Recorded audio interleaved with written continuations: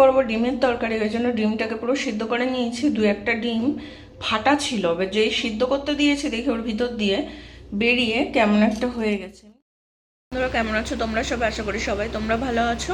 আজকে কি রান্না হলো চলো তোমাদের সাথে শেয়ার করে নিই একটু। করবো ডিমের তরকারি, ওই জন্য ডিমটাকে পুরো সিদ্ধ করে নিয়েছি। দু একটা ডিম ফাটা ছিল, এবার যেই সিদ্ধ করতে দিয়েছি দেখি ওর ভিতর দিয়ে বেরিয়ে কেমন একটা হয়ে গেছে। এমনি ভালো ডিমগুলো সব। আর এখানে কেটে নিয়েছি আলু আর টমেটো। তো ডিমগুলো আমি একদিকে ভাজতে বসিয়ে দেবো কড়াতে, আর এই আলুগুলো একদিকে আমি ভেজে নেবো, তাহলে তাড়াতাড়ি হয়ে যাবে। আজকে একটু রান্না করতে লেট হয়ে গেল। তেল বসিয়ে দিয়েছি ছোট কড়াতে, এবার এর ভিতরে আমি ডিমগুলো ভেজে নেবো। আর এই যে বড় কড়াতে তেল দিয়ে দিয়েছি, এটাতে আমি আলুটা ভাজতে দিয়ে দেবো। আর এই যে ডিমের মধ্যে কিন্তু আমি নুন হলুদ মাখিয়ে নিচ্ছি। তো এখন মাখিয়ে নিয়ে কিন্তু আমি কড়ার মধ্যে দিয়ে দেবো এটাকে।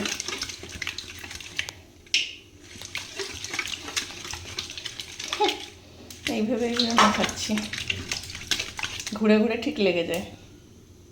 ডিমগুলো সব ভাজতে বসিয়ে দিলাম, আর এদিকে আলু দিয়ে দিয়েছি। আলুগুলো ভাজবো, নুন হলুদ দেবো, পাঁচফোড়ন দেবো এর ভিতরে একটু দিয়ে ভাজবো।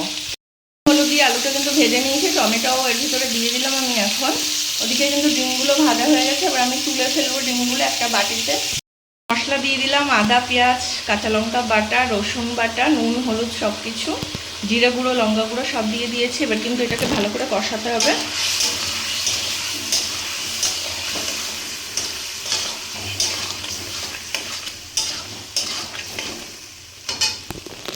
এবার কষাবো এটাকে ভালো করে যতক্ষণ না তেল ছেড়ে দেয় এর থেকে।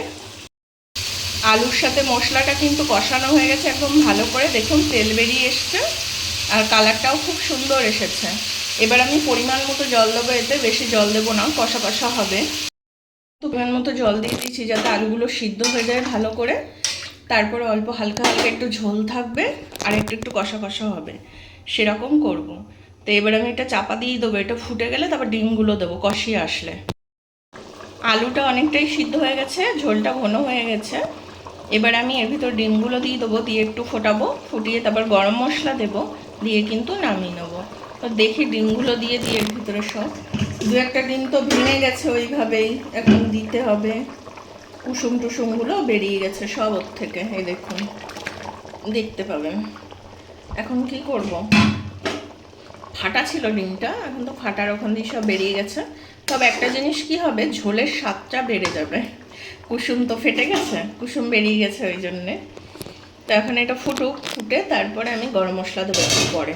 আর ডিম দিয়ে তো আর বেশিক্ষণ ফোটানো যাবে না, কিছুক্ষণ ফোটাবো 5 মিনিট, তারপরে গরম মশলা দিয়ে দেবো। ডিমটা তো হয়ে গেছে, এর ভিতরে আমি একটু গরম মশলা দিয়ে দেবো এবার, দিয়ে কিন্তু এটা বন্ধ করে দেবো, তাহলেই হয়ে যাবে পুরো। আর কেমন হয়েছে জানাবেন তরকারিটা। কেমন লাগলো ভিডিওটা অবশ্যই জানাবে, ভালো লাগলে লাইক শেয়ার কমেন্ট আর সাবস্ক্রাইব করে সাথে থাকবে, পাশে থাকবে। আরও নতুন ভিডিও নিয়ে কালকে আবার চলে আসবো। আজকে তাহলে টাটা।